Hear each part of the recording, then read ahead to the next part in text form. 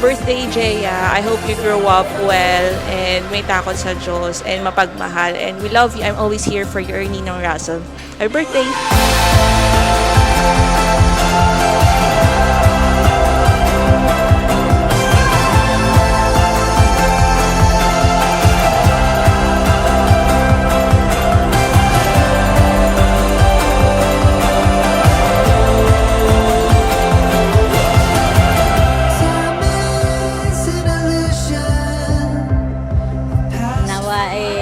Lumaki ka ng malusog, masayahing bata at maging mabuting apo namin.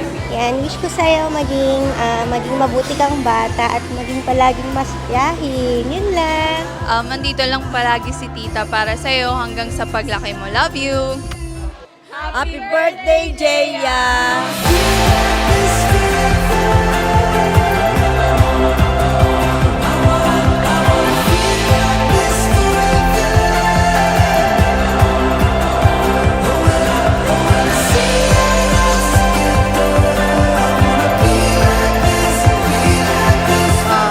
Lang sa'yo ay manatili kang mabait at lagi tayong nagtatalo araw-araw. Kailangan maging mabait ka para tuloy-tuloy ang ligaya.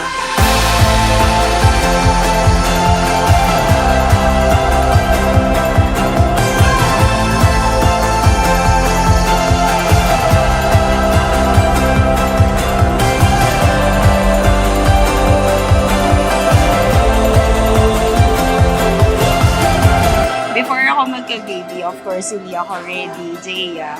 You ready si mommy kasi, ano siya, puro work. So ngayon, na nagka-baby na, overwhelming.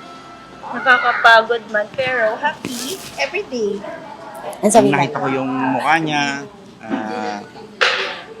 hindi ko mapaliwanag yung excitement saka yung kaligayahan ko nung nakita ko siya. Kaya yun, nung lumaki na siya, ganyan na siya. 1 year old na siya ngayon. So happy birthday, Jeya. Suddenly I'm seeing everything so different. Like I'm looking at the world through a brand new lens.